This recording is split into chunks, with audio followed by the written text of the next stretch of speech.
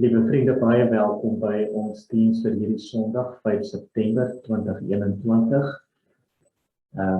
Hoop dat julle nog warm en gesond is en ons almal verlang weer na ons saam wees in die gemeente.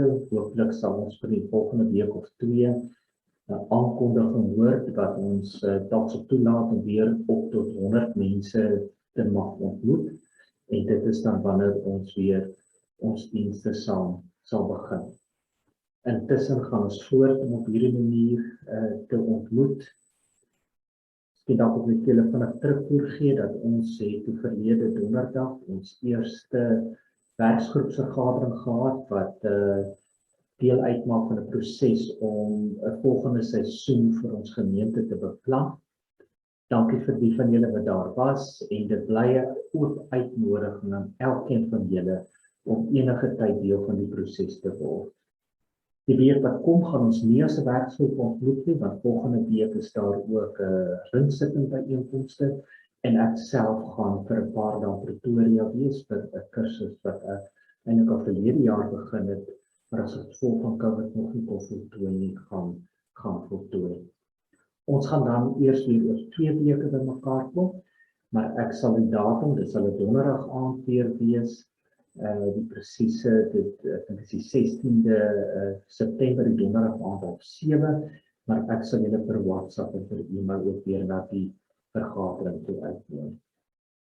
Vanoggend gaan ons dan nou aan, ons het vir so ruk stil gestaan by gelykenisse, en gelykenisse wat dan vertel oor die koninkryk van God. Gelykenisse het maniere om ons iets oop te breek oor die koninkryk van God.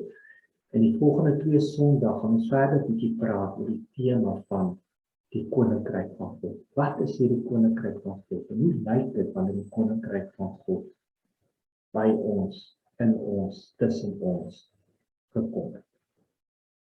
Kom ons word gebruiklik weer stil, deur na die volgende lied te luister, ons harte reg te kry, ons harte te bid vir die Here, om dan ook ons tyd saam rondom sy woord te seën. Kom ons word rustig en stil.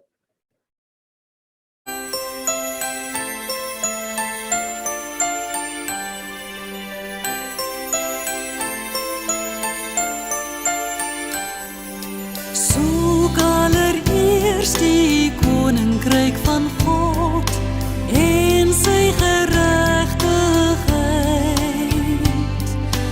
Wat julle nodig het, sal die Vader dan vir julle gee uit sy oorvloed.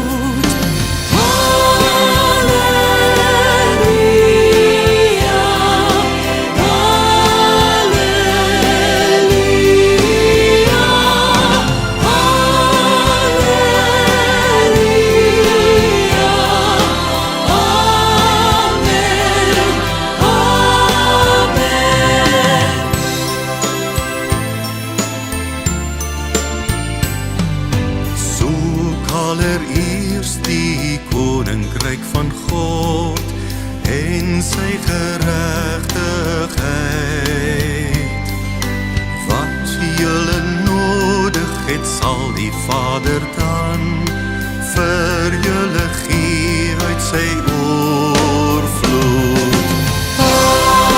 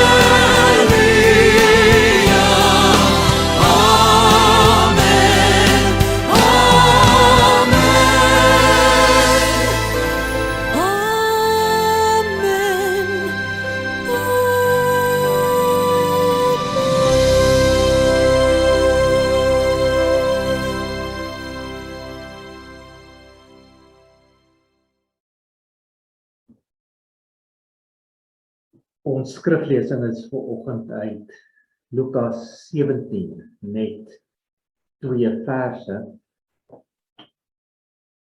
Lukas 17 vers 20 en 21. Toe die Fariseërs vir Jesus vra, wanneer die koninkryk van God dan kom, het hy hulle geantwoord, die koms van die koninkryk van God kan nie uit voortekens bereken word nie. Hulle sal nie kan sê, kyk, hier is dit, of daar is dit nie. Want die koninkryk van God is hier by julle. Goed, sover ons skriflesing. Ons het die laaste paar weke stilgestaan by die gelykenisse wat Jesus vertel het. En ek het vanuit die gelykenisse vir julle daarop gewys, dat elke keer wanneer Jesus 'n gelykenis vertel het, het hy vir ons probeer om iets te sê oor die koninkryk van God. Want kom ons sê dit weer vir mekaar. Wanneer Jesus gepraat het en wanneer Jesus iets gedoen het, het dit altyd gegaan oor die tema van die koninkryk van God. Altyd. Ons kan sê dat Jesus het net een boodskap gehad. En hierdie een boodskap word genoem die evangelie. Dit is die goeie nuus. En wat is die goeie nuus? Wat is die evangelie? Dat die koninkryk van God gekom het. Dit is hier, dit is bereikbaar, dit is beskikbaar, dit is in ons midde. Dit is die evangelie, dit is die goeie nuus. En tog, al praat Jesus altyd oor die koninkryk van God, en ons sê dat die koninkryk van God is die evangelie, dit is die goeie nuus. Is dit die een saak wat ons dalk die moeilikste weet om te sê presies wat dit is. En dat ons na al die eeue nog steeds nie eintlik taal en woorde om te sê, maar wat is hierdie koninkryk van God? En interessant is dat Jesus ook nooit vir ons 'n definisie gegee het om te sê, luister, hier volg die definisie van die koninkryk van God. Die koninkryk van God is. Nee. Wanneer Jesus oor die koninkryk van God praat, gebruik hy omtrent altyd die woord soos. Hy praat in metaforiese taal. Hy vertel 'n storie. Hy vertel 'n gelykenis en hy sê die koninkryk van God is soos. Nou kom ons dink 'n bietjie. Hoe sê hy? Hoe is die koninkryk van God? Wat hoor ons 'n bietjie gelykenisse? Die koninkryk van God is soos saad wat gesaai word. Die koninkryk van God is soos suurdeeg wat in 'n stuk deeg ingewerk word. Die koninkryk van God is soos 'n groot fees, dit is soos 'n maaltyd waarin almal genooi word. Die koninkryk van God is soos 'n skat wat in 'n stuk veld gevind word. Die koninkryk van God is soos 'n diersame parel. Of die koninkryk van God is soos 'n muntstuk wat wegraak, of 'n skaap wat verlore raak, of 'n seun wat wegraak. Maar dan word die muntstuk of die skaap of die seun weer gevind en daar is 'n fees. Die koninkryk van God is soos 'n meester wat 'n onderdaan meer as 1 miljoen rand se skuld vergewe. En ja, die koninkryk van God is soos die eienaar van 'n wingerd wat mense inkry om vir 'n hele dag lank in sy wingerd te werk. Party van sonsopkoms tot sonsondergang 12 ure, ander net vir 1 uur. Maar weet jy wat gebeur aan die einde van die dag? Hy betaal almal die presiese bedrag waarmee hy ooreenkom 'n volle dagloon. Maak nie saak of jy 1 uur gewerk het of 12 ure, almal kry 'n vol dag se salaris. Want jy sien die koninkryk van God, dit word nie presies in 'n boksie gesit nie. Maar wat ons uit al die stories kan hoor, en wat ons uit al die soestaal kan weet, is die koninkryk van God verras ons altyd. Dit is altyd meer wat ons gedink het. Dit is gewoonlik soveel meer radikale, anders as wat ons ooit sou kon dink of wat ons gewoond is. En dit is miskien hoekom daar altyd soveel reaksie teen die koninkryk van God is. Miskien is dit hoekom dit ook soveel emosie ontlok. Want wanneer mense die stories van die koninkryk van God hoor, veral as dit kom in die gelykenisse, dan ek het vir ons al gesê, dit is asof dit jou van balans afkom. En dit is asof dit jou nie laat kyk, en baie keer hou mense nie dan van wat hulle sien nie, hulle hou nie van wat hulle hoor nie.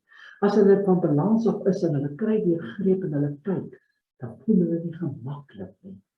En daarom het jy altyd mense gevra wat gesê, nee, want hierdie koninkryk van God lyk eintlik iets te doen nie. Of het 'n groep mense gehad het gesê, o ja, dit is nog altyd wat ons na verlang het. Ons wil meer hiervan hê. En so kom ons in Lukas 17, dat Jesus nou al verskeie gelykenisse vertel het. Hy het al verskeie stories vertel oor die koninkryk van God. Hy het al soveel keer gepraat daaroor. En nou kom hierdie fariseërs, die godsdienstige mense na hom toe. En hulle sê, Jesus, jy praat altyd oor hierdie koninkryk, maar wanneer gaan dit gebeur? Ons lees dit weer, hier in Matteus 17, vers 20. Toe die fariseërs vir Jesus vra, wanneer kom die koninkryk van God dan? Het hy hulle geantwoord, die koms van die koninkryk van God kan nie uit voortekens bereken word nie. Hulle sal nie kan sê, kyk, hier is dit, of daar is dit nie. Want die koninkryk van God is hier by julle. En wanneer Jesus aan hierdie antwoord gee op 'n baie direkte vraag oor wanneer kom hierdie koninkryk van God, moet ons eintlik nie verras wees as ons Jesus se antwoord hoor, want hy antwoord nooit wat mense sal verwag hy antwoord. Hy antwoord ook eintlik nooit direk nie. Hy laat hom nie in 'n blik druk nie. En wanneer hy hier by die fariseërs gedruk word vir 'n antwoord, is hy aan die een kant duidelik, aan die ander kant is dit so vaag. Hy sê wel, die koninkryk van God is hier. Maar as hy wil weet hoe is dit hier, dan is hy onduidelik, dan is hy vaag. Want hy sê, die koninkryk van God kom. Daarvoor kan jy seker weet dit kom, maar hoe dit kom is nie so ooglopend nie. Dit is nie so duidelik nie. Want sê Jesus, jy sou nooit presies kan sê, daar is dit nie. En tog sê hy, dit is hier. Al is dit nie so ooglopend nie, al is dit nie so duidelik nie. Want aan die einde van vers 21 sê Jesus, die koninkryk van God is hier by julle. Nou hierdie presiese woorde, die koninkryk van God is hier by julle, soos dit vertaal word in ons 83 Bybelvertaling. Oor hierdie vertaling is daar eintlik onder geleerdes nie baie sekerheid oor presies oor hoe ons hierdie woorde in die oorspronklike Grieks in Engels of in Afrikaans moet oorsit nie. Daar's een groep geleerdes wat sê ons moet gaan met die vertaling soos wat ons dit hier het in ons Afrikaanse vertaling. Die koninkryk van God is by julle. Maar daar's ook 'n groep geleerdes wat sê nee, ons kan eintlik sê hierdie vertaling beteken eintlik die koninkryk van God is in julle. Koninkryk van God is by julle en die koninkryk van God is in julle. En die vraag is, moet ons nou kies? En ek dink die antwoord lê daarin dat ons nie hoef te kies nie. Ek dink eintlik albei vertalings is reg. En ek dink ons het eintlik albei nodig. Ons het eintlik sê die koninkryk van God is by julle en in julle. Dit is al twee. Dit is nie een teenoor mekaar of die een sonder die ander nie. En wanneer ons dan vanmôre met mekaar praat oor die koninkryk van God, wil ek hê jy moet dit weer 'n slag hoor. Laat dit insink by jou. Die koninkryk van God is by jou. Die koninkryk van God is in jou. En tog sê Jesus dat dit nie so oopend sigbaar is nie. So hoe moet ons dit dan verstaan? Onthou julle die skrifgeleerde fariseer Nikodemus wat vroeg volgens Johannes Evangelie sommer daar in hoofstuk 3 al na Jesus toe kom. En Nikodemus was een van die top fariseërs, een van die top geleerdes, baie bekend, hoog in aansien. Maar hy kom in die nag na Jesus toe, want hy wil nie eintlik mense moet sien dat hy met Jesus gaan praat nie, want daar was groot omstredenheid rondom Jesus en hy wil nie graag in daardie omstredenheid ingetrek word nie. En dan in hierdie naglike gesprek is daar oor en weer 'n gesels tussen Jesus en Nikodemus en dan sê Jesus vir Nikodemus, daar in hoofstuk 3 van Johannes, van Nikodemus, as ons dan nou praat oor die koninkryk van God, is daar iets wat jy moet verstaan. Nikodemus, as jy nie opnuut gebore word nie, as jy nie van bo af gebore word, of as jy nie weergebore word nie, alles in my vertaling om presies dieselfde ding te sê, sal jy nie die koninkryk van God ontvang nie. Alhoewel die koninkryk van God hier is, by jou is, beskikbaar is, bereikbaar is, kan dit moontlik wees dat jy dit nie kan sien, dat jy nie kan herken nie. En daarom sê Jesus, luister mooi Nikodemus. Dit gaan nie daaroor dat jy die regte gebed moet bid en die regte sondebelydeniswoorde moet sê nie, en dan gaan die hemel toe nie, en dan sal jy dit verstaan nie. Nee. Dit is nie waaroor die koninkryk van God gaan nie. Ons verstaan dit verkeerd. Dit is 'n absolute verskrawing van die evangelie. Nee. Die koninkryk van God gaan oor iets hier en nou. Maar om dit te kan erken, om dit te kan sien, moet jy nuut gebore word, weergebore word, van bo af gebore word. En wat beteken dit? Hierdie weergebore word, nuut gebore word, van bo af gebore word, wys maar net vir ons op 'n proses waarin jy sterf aan jou, kom ons noem dit maar jou ou self, of jou vals self, of jou ego. Dit is daardie self wat so maklik veroordeel, daardie self wat so maklik seer gemaak word, daardie self wat so maklik uitgestoot word, of daardie self wat so maklik groot gemaak word. Dit is daardie self wat wil iets voorgee om mense te wil beïndruk. Dit is daardie self wat wil wegkruip en so maklik nie deel voel nie. En dit is 'n proses. Dit is 'n proses van daai self om nie meer die voortou te neem nie, maar toe te laat dat die ware self, dit wie jy in Christus is, na vore kom. En wanneer jy van bo af gebore word, wanneer jy deel is van daai proses om te sê, ek sterf van die ego, ek sterf van my vals self, my ou self, dit is die koms van die koninkryk van God. Dit is die koninkryk van God hier by jou, in jou. En weet jy wat? Dit is hoe die nuwe aarde kom. Dit is hoe die wêreld nuut word, hoe die wêreld verander. Soms sit ek en jy in ons hierdie drang om die wêreld te verander, om mense te wil verander. Maar die verandering van die wêreld begin hier by my en jou.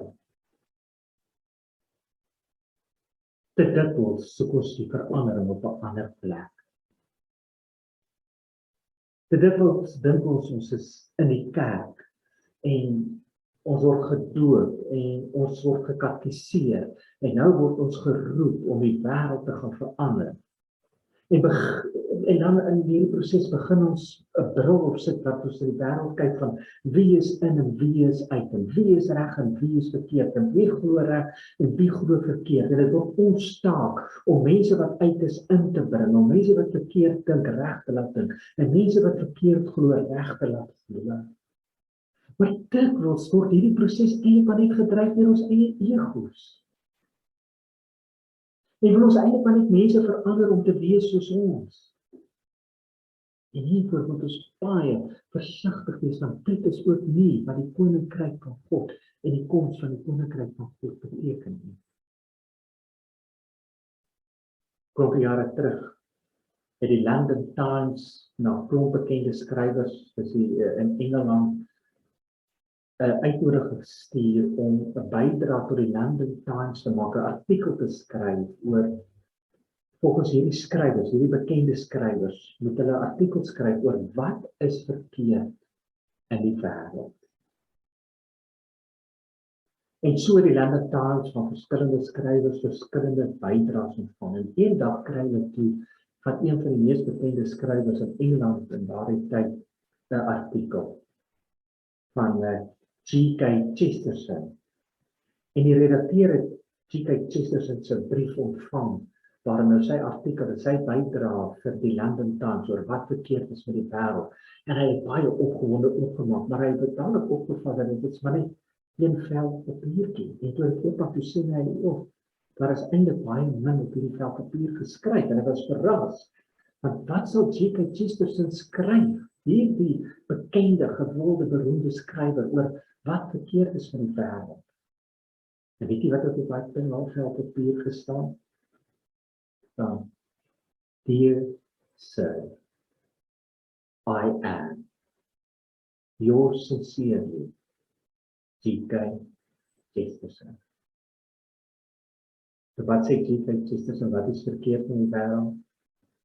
Dear Sir, I am yours sincerely.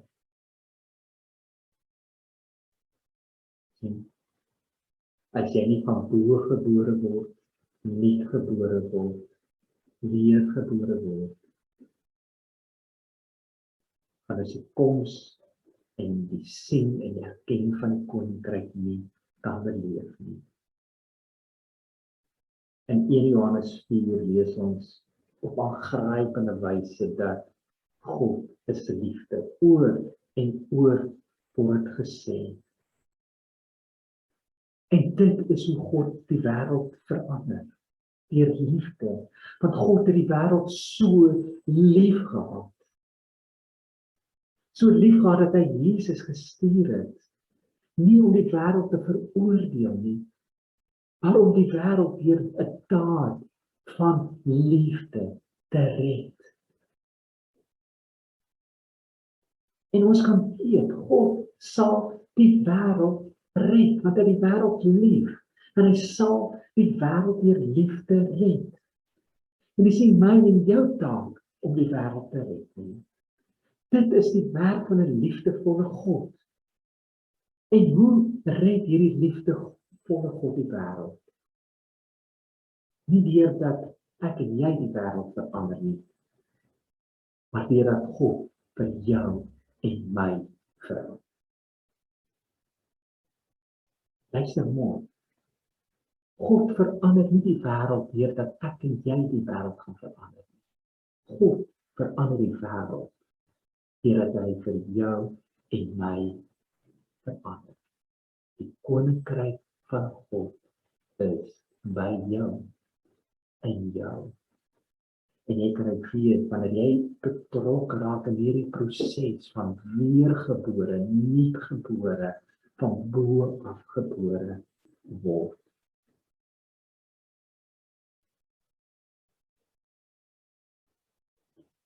Wanneer ek en jy die wêreld inbeweeg met die gedagte dat ek en jy die wêreld moet verander, dat ons die wêreld moet red. En dan doen ons dit met die beste van intensies, en dan wil ons onsself sê, ons doen dit vanuit liefde. Een of ander tyd beland jy altyd in een of ander magstryd. 'n Magstryd wat jy voel as ek net meer krag het. 'n Magstryd wat jy voel as ek net meer mag het om hierdie mense te kan verander. As ek net meer krag het om hierdie argument te kan wen en mense te kan oortuig. Maar dit is die versoeking. Weet jy, dit is versoeking wat ook selfs voor Jesus gebring word, die versoeking van krag en mag. Maar dit is nie hoe die wêreld gewen word nie. Dit is nie hoe die wêreld verander word nie. Die wêreld word verander deur liefde. Weet jy hoe loop hierdie pad van liefde? Dis die pad van wedergeboorte, van nuutgebore word. Dit is hoe die koninkryk van God kom. Nie met mag nie, nie met krag nie.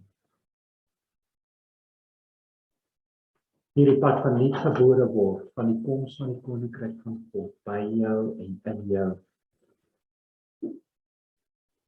Dis nie 'n pad wat of baie het nie. Hier is 'n reis waarin die ego wat smag na krag en mag, dit is waar die vals self wat wil voorgee en wil oortuig en altyd ander mense wil verander. Dit is 'n reis waarop dit neergelê moet word. En waarin die ware self, wie jy in Christus is. Ander mense sê waarin Jesus meer en meer in jou word. Sodat jy soos Paulus kan sê, dis nie meer ek wat lewe, maar Christus in my. Ander manier om te sê, dis nie meer ek wat lewe, die ou vals self nie, maar die ware self, wie ek in Christus is, wat nou leef.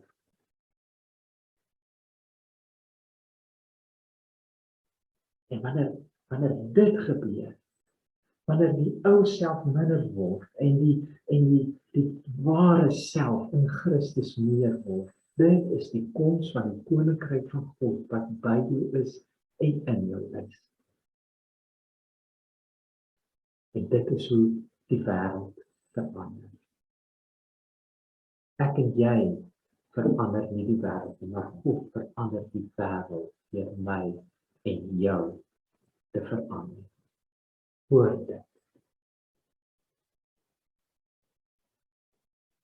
Die koninkryk van God is daarom so saad wat in die grond val. Die boer saai die saad en hy gaan slaap en hy staan op en hy gaan slaap en hy staan op en iewers dan op 'n dag sien jy die lewe deur die grond breek. Die boer het nie nodig gehad om biologie in sy volle grootte te gaan studeer om presies te weet hoe saad ontkiem te word om dit te laat gebeur. Dit is God se werk. Die boer kan dit nie maak gebeur nie. Al wat hy kan doen is om die graan uit die saad in die grond te sit. Die koninkryk van God is soos 'n onbenullige klein mosterdsaadjie. Maar wanneer dit geplant word en dit kom tot lewe en volwassenheid, is dit hierdie groot boom wat skadu en skuilings bied vir so baie. En hoe dit gebeur, ons weet nie. Die werk van God. So is die koninkryk van God. Dit is soos die vrou met die suurdeeg, wat in die deeg inwerk en as jy weer kyk, is die deeg baie. So is die koninkryk van God. 'n besteding. En dit begin by jou. Dit begin in jou. Daarom hoor ek nog 'n keer. Jy kan nie mense verander nie. Dit is ook jou taak om mense te verander nie. Jy kan nie die wêreld verander. Dit is ook jou taak om die wêreld te verander nie. Maar God kan jou lewe verander. En dit is hoe die wêreld verander. Die koninkryk van God by jou en jou. So wanneer jou ego sterk en jou vals self stukkie vir stukkie word jy vernietig en word jy verander. Jy kan nie maar sê ek is maar net so gemaak en so gelaat staan nie, want dan praat jy nie die taal van die koninkryk nie. Jy sien dit dikwels ons sê ek is maar so gemaak en so gelaat staan, maar gelukkig het ek iewers die regte gebedjie gebid en gaan ek eendag hemel toe. Dit is nie die taal van die koninkryk nie. Dit is nie die goeie nuus nie. Dit is nie die evangelie nie. Die goeie nuus, die evangelie is die koninkryk van God is by jou in jou en stukkie vir stukkie kom die Gees en hy doen hierdie vernuwende werk van die nuwe geboorte waarin die vals self en die ego en die ou self sterk en die ware Laurens, die ware jy, wie jy in Christus is, wie jy bedoel is om te wees, lewendig word. En so word die wêreld nie gemaak. Nie weer dat jy die wêreld probeer verander en mense verander, maar weet dat God jou verander en jou bring tot wie jy bedoel is om te wees. En jy sien, wanneer ek dan in hierdie proses van my om meer en meer te word wie ek in Christus moet wees, na die kerk toe kom probeer op die mense by die kerk verander en die kerk verander nie. Nee, dat is ek weer in my ego en in myself alself en besig met iets wat ek nie wil doen nie. Maar wanneer ons saamkom en toelaat dat ons verander word, verander immers die misterie om ons, word die deeg meer, word die saad lewendig. So is die koninkryk van God. En daarom as ons as Drakensberg gemeente van mekaar, gewillig om hierdie pad te loop, hy koninkryk van God by jou, in jou, en ek laat toe dat dit my verander, en ons kom saam en jy laat toe dat dit jou verander. Wie weet wat dan kan gebeur? Wie weet wat kan hierdie saad dan word, die suurdeeg dan word? Wie weet wat 'n boom kan dan hier in Denneberg en 'n Drakensberg groei? Dit is hoe die koninkryk van God in hierdie wêreld kom. By jou, in jou. Amen.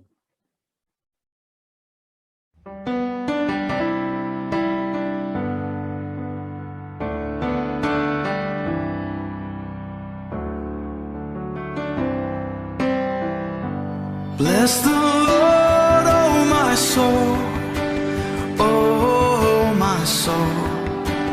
Worship His holy name. Sing like never before, oh my soul. I worship Your holy name. The sun comes up, it's a new day dawning. It's time to sing Your song again. Whatever may pass and whatever lies before me, let me be singing when the evening comes. Bless the Lord, oh my soul, oh